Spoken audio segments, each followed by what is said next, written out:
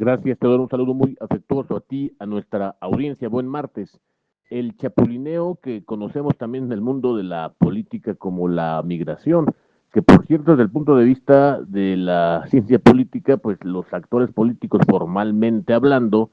tienen derecho a continuar con sus carreras, pero desde el punto de vista del mundo de la política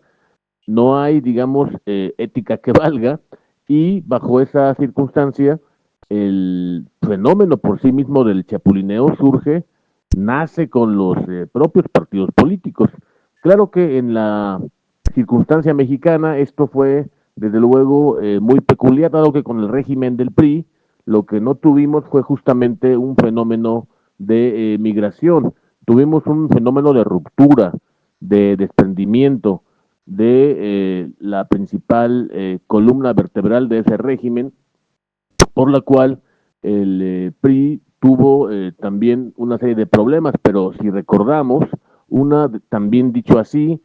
una de las virtudes de ese régimen político, básicamente a lo largo, muy buena parte del siglo XX, fue haber formado su oposición para que la auténtica no se formara y se fuese en su contra. Digamos que ahora en el siglo XXI, con la continuidad del PRI hacia Morena como régimen político entendido, hoy ese chapulineo significa, una vez que se concreta, que termina de cuajar, da la absolución a los migrantes, llamemos así, pero también ellos por su lado continúan con sus carreras políticas y la parte más nociva es la pérdida de programa, de línea política y también de lo que llamamos la identidad ideológica. La época de los cualquiera se ha manifestado para quedarse aquí y ahora mismo. Otro ejemplo, desde el punto de vista macro, política, es el caso del Sindicato Nacional de Trabajadores de la Educación, que incluso su dirigente ha prometido a los señores de Morena una afiliación corporativa, que por cierto está prohibida, hablando de migraciones. Hay que decir también que una de las virtudes del régimen político, dicho así, el régimen del PRI, ha sido haberle provisto de dos candidatos presidenciales a eso que llaman la izquierda. Por su lado, el Partido Conservador, el partido de la derecha mexicana, pues recibió pocos migrantes. ¿Acaso el señor Yunes o su familia son la parte más representativa de lo que pudiésemos hoy observar? Y claro, hoy el fenómeno de apropiación también, por cierto, del partido dominante en torno a la familia López Obrador, justamente ha sido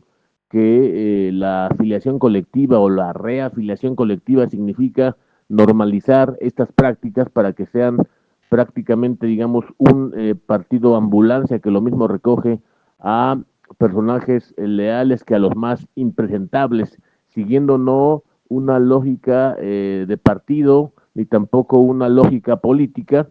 y me parece que la apropiación del Poder Judicial de la Federación, como lo vimos en los meses anteriores por el propio partido dominante, así lo reflejan, y además significa también esa apropiación una característica que le faltaba a Morena para considerarlo eh, por sí mismo como un partido que significa ya una característica central de los partidos de derecha a apropiarse justamente de las estructuras judiciales de los estados nacionales. Y por su lado, la historia de todo el régimen político, vamos a decir, del siglo XX a nuestros días, es la marca del sistema político mexicano contemporáneo. Es decir, que existió una evolución política, elecciones periódicas hacia el final del siglo XX, ya con características de que hubo una práctica efectiva de la competencia política que abrió lo que conocemos como el cambio político y o también alternancia política, con lo cual ya tuvimos las tres características de las elecciones democráticas, que fuesen libres, periódicas y auténticas. Esa evolución política pudo generar un avance muy notable en nuestro país porque el régimen político mexicano, el régimen del PRI,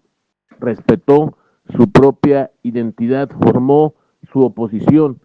El problema, entre otros muchos que tiene hoy Morena, es que justamente la oposición habita allí mismo, allí adentro, en Morena. Está formándose la propia oposición en toda su expansión, ahí dentro en Morena. No han formado su oposición y se está volviendo en su contra. Teodoro.